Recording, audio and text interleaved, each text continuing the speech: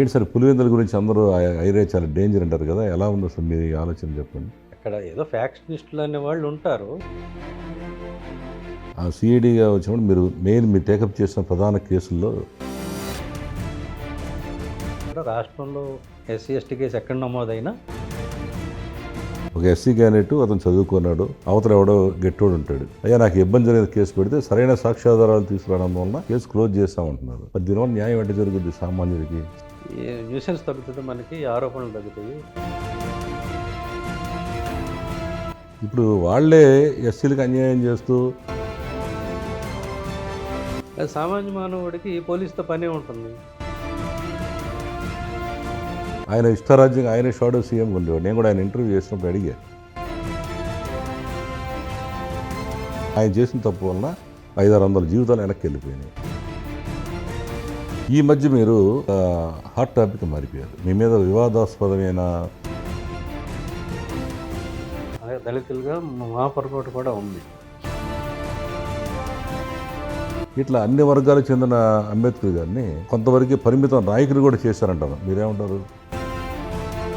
కాపులు అత్యధిక శాతం ఉన్నారు, ఆ తర్వాత ఎస్సీలో ఉన్నారు. వీళ్ళిద్దరికి కలిసి పనిచేస్తే కాపులు ముఖ్యమంత్రి అవ్వాలి, అట్లాగే దళితులు కూడా ఉప ముఖ్యమంత్రి అవ్వాలని మీరు చెప్పారు. ఎందుకు చెప్పారు అసలు ఆ మాట? ఈ రోజు రాష్ట్రంలో ఉన్నటువంటి ఒక ప్రధానమైన కులం, అత్యధిక జనాభా ఉన్నటువంటి కులం కాపు కులం. మీ కాపు నాయకుడిని మీరు ముఖ్యమంత్రిని చేసుకోండి, మా దళిత నాయకుడిని ఉప ముఖ్యమంత్రి చేయండి. ఎప్పుడు అనిపించని సునీల్ కుమార్ గారికి ఇప్పుడు ఎందుకు కాపులు గుర్తొచ్చారు అని అంటున్నారు. దానికి మీరేం చెబుతారు? ముఖ్యమంత్రిగా ఒక ఆయన ఉంటాడు, ఆయన కుటుంబాన్ని వాళ్ళ ఇంట్లో అసభ్యంగా ఫోటోలు చేసినప్పుడు సిఐడిలో నాకు కంప్లైంట్ వచ్చినప్పుడు నేనేం చేయాలి? నేనుండగా చంద్రబాబు నాయుడు గారి మీద కేసు పెట్టడం కానీ, లోకేష్ గారి మీద కేసు పెట్టడం కానీ. మీరంటే అభిమానం కదా జగన్కి, అందరూ చెప్పేది అదే కదా.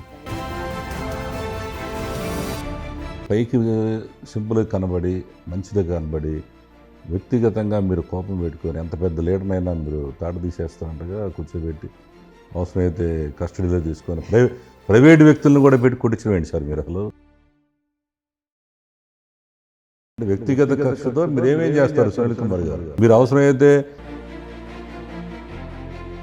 తప్పుడు రిపోర్ట్లు ఇప్పిస్తారు. జగన్ గారి గవర్నమెంట్లో ఇంపార్టెంట్ పోస్టు సిఐడి డీజీ మిమ్మల్ని పెట్టి మీ చేత చాలా అందరి మీద ఇబ్బందులు పెట్టించారంటారు. ఎందుకు మీరు ఎట్లా చేస్తారు? సిఐడి డీజీగా ఉండి సునీల్ కుమార్ గారు ఐపీఎస్ ఆఫీసర్గా ఏమేం కార్యక్రమాలు చేశారు, ఆయన పోలీస్ శాఖలో సమూలమైన మార్పులు ఏ రకంగా చేశారు, అలాగే డిపార్ట్మెంట్లోనే కాకుండా ఆయన వ్యక్తిగతంగా ఎలాంటి సేవా కార్యక్రమాలు చేయడం, ముఖ్యంగా దళితులకు సంబంధించిన కార్యక్రమాలు వాడవాడలా ఎలా చైతన్యపరిచారు. మరి ఈ మధ్య ఆయన కాపుల గురించి చేస్తున్న కామెంట్స్, సిఐడి అధికారిగా ఉన్నప్పుడు ఆయనపై వచ్చిన ఆరోపణలు, ప్రస్తుతం ఎదుర్కొంటున్న సమస్యలు, వీటన్నిటి గురించి చూడాలంటే తప్పకుండా ఈ hot seat with MSR with Sunil Kumar IPS తప్పకుండా చూడండి. సీనియర్ ఐపీఎస్ అధికారి పివి సునీల్ కుమార్ తో హాట్ సీట్ విత్ ఎంఎస్ఆర్ ఈ శుక్రవారం సాయంత్రం 5 గంటలకు మీ నెంబర్ 1 న్యూస్ లో. Don't miss it.